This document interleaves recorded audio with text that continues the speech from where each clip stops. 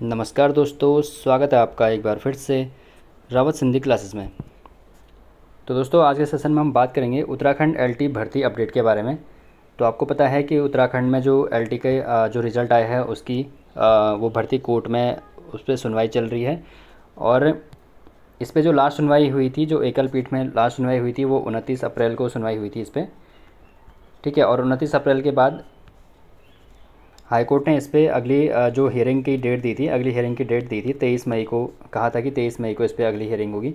लेकिन इसी बीच क्या हुआ कि आयोग जो UK SSS है, UK SSS के द्वारा यहाँ पे विशेष अपील दायर की गई है। UK SSS ने यहाँ पे क्या किया है, विशेष अपील दायर की है और हाईकोर्ट में प्रार्थना की है कि वहाँ से जो 1341 अभ्यर्थी जो यहाँ पे जिनका रिज़ल्ट आ चुका है, इनको क्या किया जाए, जल्दी से जल्दी नियुक्ति दी जाए। तो इस पर सुनवाई हुई, यानी कि 14 मई को, कल बुधवार के दिन 14 मई को इस पर सुनवाई हुई थी। तो क्या उस सुनवाई में आयोग के कोर्ट के द्वारा कहा गया और अगली हेयरिंग की डेट कब दी गई है, वो सब जानेंगे इस वीडियो के माध्यम से। तो वीडियो को अंत तक ज़रूर देखें ताकि आपको पूरी इन्फॉर्मेशन डिटेल में मिल सके। तो दोस्तों, आज की ये अपडेट है कि एलटी शिक्षकों की जो भर्ती है, भर्ती मामले में विशेष अपील दायर। तो आयोग के माध्यम से यहाँ पे हाईकोर्ट में विशेष अपील दायर की गई है और उस पर सुनवाई भी हो चुकी है, यानी कि 14 मई को इस पर सुनवाई हुई है। और यहाँ पे कहा गया है कि सहायक अध्यापक एलटी ग्रेड के 1300 से अधिक पदों पर भर्ती मामले में नियुक्ति पत्र जारी करने की मांग। तो आयोग के द्वारा यहाँ पे इन अभ्यर्थियों के लिए नियुक्ति पत्र जारी करने की मांग की गई है और वही इसमें कहा गया है। तो देखते हैं इसको डिटेल में। तो उत्तराखंड अधीनस्थ सेवा चयन आयोग की ओर से सहायक अध्यापक एलटी ग्रेड परीक्षा मामले में एकल पीठ के आदेश के विरुद्ध हाईकोर्ट में विशेष अपील दायर की गई है। ठीक है। एकल पीठ ने पिछले दिनों सहायक अध्यापक की लिखित परीक्षा के 7 प्रश्नों का सही उत्तर जानने के लिए गढ़वाल केंद्रीय विश्वविद्यालय और CBSE बोर्ड के विशेषज्ञों की समिति बनाने के निर्देश दिए थे। तो जो 29 अप्रैल की जो सुनवाई की थी हाई कोर्ट में, तो उसमें क्या क्या था, जो 7 क्वेश्चन थे, इसमें जो 7 क्वेश्चन विवादित थे, इन पे जो ये सारे क्वेश्चन थे, इन्होंने इनके आंसर के लिए विशेषज्ञों की टीम गठित की थी और उसमें CBSE और गढ़वाल HNB यूनिवर्सिटी को क्या किया था, शामिल किया गया था। और उसके बाद कहा गया था कि जो अगली सुनवाई होगी इस पर 23 मई को की जाएगी। ठीक है। उसके बाद आयोग की ओर से दायर विशेष अपील में कहा गया है, इसी बीच आयोग ने यहाँ पे विशेष अपील दायर की है और आयोग की ओर से दायर विशेष अपील में कहा गया है कि सहायक अध्यापक एलटी ग्रेड के 1300 से अधिक पदों पर भर्ती प्रक्रिया पूर्ण कर अभ्यर्थियों का चयन हो चुका है। इसलिए लेकिन भर्ती परीक्षा में शामिल कुछ अभ्यर्थियों की ओर से 7 प्रश्नों के उत्तर पर सवाल उठाते हुए हाईकोर्ट में याचिका दायर की गई है। तो जो ये 7 क्वेश्चन हैं दोस्तों, इस पर हमने पिछली वाली वीडियो थी उसमें हमने डिटेल में देखा था कि कौन से 7 क्वेश्चन हैं। इस वीडियो में भी हम देखेंगे कि वो कौन से 7 क्वेश्चन हैं जिन पे अभी सुनवाई चल रही है। ठीक है। जिसके कारण हाईकोर्ट ने यहाँ पे क्या किया है, रोक लगाई है रिजल्ट पे, नियुक्ति पे। ठीक है। उसके बाद यहाँ पे कहा गया है कि सहायक अध्यापक पदों पर नियुक्ति नहीं हो पाने के कारण राज्यों के विद्यालयों में पठन पाठन प्रभावित हो रहा है। आयोग ने मुख्य न्यायाधीश की अध्यक्षता वाली खंडपीठ में सहायक अध्यापक एलटी ग्रेड के पदों हेतु चयनित अभ्यर्थियों को नियुक्ति पत्र जारी करने की अनुमति प्रदान करने की प्रार्थना की है। तो आयोग के द्वारा यही कहा गया है कि जो सिलेक्शन ले चुके अभ्यर्थी हैं, जिनका रिजल्ट आ चुका है, उनको जल्दी से जल्दी क्या किया जाए, नियुक्ति पत्र दिया जाए ताकि स्कूलों में जो विद्यालयों में जो पठन पाठन है वो सुचारू रूप से चल सके। और वैसे भी आपको पता है कि अभी विद्यालय में एलटी के लगभग 3000 से ज़्यादा पोस्टें खाली हैं और लेक्चरर में भी यही है, लेक्चरर में भी 4000 से ज़्यादा यहाँ पे क्या हैं, पोस्टें खाली हैं। उसके बाद इधर बुधवार को मुख्य न्यायाधीश न्यायमूर्ति जी नरेंद्र व न्यायमूर्ति आलोक मेहरा खंडपीठ ने विशेष अपील की सुनवाई के बाद विपक्षी याचिकाकर्ताओं को नोटिस जारी कर जवाब देने को कहा है। तो बुधवार को 14 मई को इस पर सुनवाई हुई है और 14 मई की सुनवाई में न्यायमूर्ति जो हमारे न्यायमूर्ति आलोक मेहरा जी हैं और न्यायाधीश न्यायमूर्ति जी नरेंद्र जी हैं, उनकी खंडपीठ ने यही कहा है कि इस पे जो विपक्षी याचिकाकर्ता हैं, यानी कि जो जिन्होंने 7 क्वेश्चन पे विवादित उस पर सुनवाई की है, उनको जवाब देने के लिए कहा है। और साथ ही कहा है कि जो मामले की अगली सुनवाई होगी वो 5 जून को होगी। और इन्होंने कहा है कि जो ये मामले की अगली सुनवाई करेंगे, तो अगली सुनवाई कब करेंगे, 5 जून को करेंगे। तो 5 जून को ये अगली सुनवाई करेंगे और उससे पहले 23 मई को क्या होगी, 23 मई को जो याचिकाकर्ता हैं जिन्होंने 7 क्वेश्चनों पे आपत्ति दर्ज की है, उनकी सुनवाई 23 मई को होने वाली है। और उन्हीं लोगों से आयोग ने क्या मांगा है, हाई कोर्ट ने जवाब मांगा है आयोग की विशेष अपील के माध्यम से।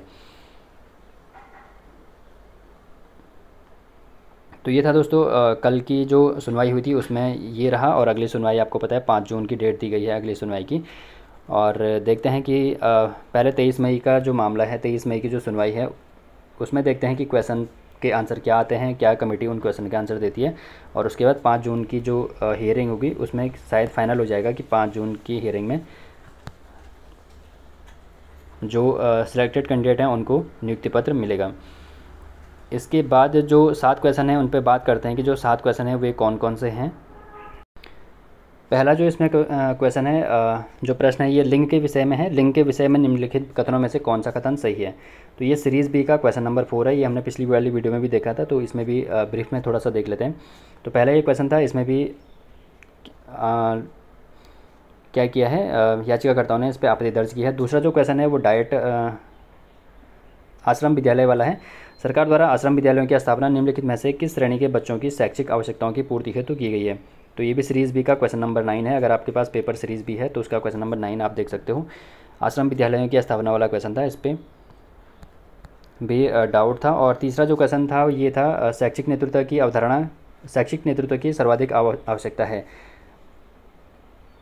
तो इसमें भी आपत्ति की गई थी। और इसके लिए जो एक्सपर्ट थे उन्होंने एक बुक का नाम दिया था, वो थी आर ए शर्मा की बुक थी और उस बुक का नाम था शैक्षिक प्रबंधन। शैक्षिक प्रबंधन उस बुक का नाम था। तो उस बुक का क्या किया था, यहाँ इसका क्या दिया था, उसका प्रमाण यहाँ पे दिया गया था। अगला क्वेश्चन CIET से था। केंद्रीय शैक्षिक प्रौद्योगिकी संस्थान CIET के विशेष उद्देश्य हैं। तो इसका आंसर आयोग ने क्या किया था, चेंज किया था बाद में। तो इसका जो सीरीज़ बी का ये क्वेश्चन नंबर 25 है। और अगला जो क्वेश्चन था, 5वां क्वेश्चन, ये डाइट से था। जिला शैक्षिक एवं प्रशिक्षण संस्थान से रिलेटेड था और ये सीरीज़ बी का क्वेश्चन नंबर 26 है। तो इसमें बताया गया था कि जो डाइट होते हैं वो केवल ग्रामीण के लिए, ग्रामीण क्षेत्र में काम करते हैं या फिर ग्रामीण क्षेत्र के जो बालक होते हैं उनके उद्देश्यों की पूर्ति करते हैं। लेकिन जो इसमें जो काउंटर फाइल किया था उसमें कहा गया था कि जो डाइट होते हैं वो ग्रामीण के साथ साथ शहरी क्षेत्रों के लिए भी कार्य करते हैं। उसके बाद अगला क्वेश्चन रीजनिंग का था। तो इसमें निम्न प्रेक्षणों में से भिन्न का चयन करना था। 10, 22, 234, 456, 898। तो सीरीज़ बी का क्वेश्चन नंबर 35 है। तो इसमें आयोग ने क्या किया था कि ए, बी और सी तीनों को क्या किया था, तीनों का आंसर सही माना था। तो रीजनिंग का क्वेश्चन है, हालांकि इसमें तीनों क्वेश्चन सही भी हो सकते हैं क्योंकि इसमें लॉजिक, कोई भी लॉजिक क्या हो सकता है, लग सकता है।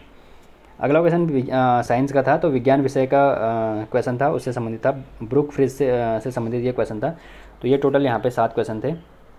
ठीक है, इसी के लिए आयोग ने क्या किया था, जो ये विवादित प्रश्न थे इनके लिए विशेषज्ञ कमेटी की क्या की थी, वो उसकी स्थापना की थी, मतलब उसके लिए कमेटी गठित की थी। ठीक है, और इसमें साफ साफ कहा गया था उस दिन कि जो 7 क्वेश्चन थे उन पे कमेटी गठित की। और यहाँ पे आप देख रहे होंगे कि यहाँ पे इन्होंने साफ साफ कहा था कि मामले की जो अगली सुनवाई होगी वो 23 मई को होगी।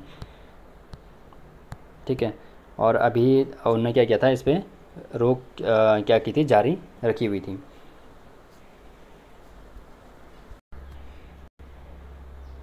तो अब जो 23 मई की सुनवाई है और उसके बाद जो 5 जून की सुनवाई है, ये 2 सुनवाई क्या है यहाँ पे बहुत महत्वपूर्ण रहने वाली है। इन्हीं 2 सुनवाई में शायद यहाँ पे फाइनल जो आदेश है वो आ जाएगा कि कब इनको नियुक्ति मिलेगी और जो सिलेक्शन ले चुके अभ्यर्थी हैं उनको नियुक्ति दी जाएगी।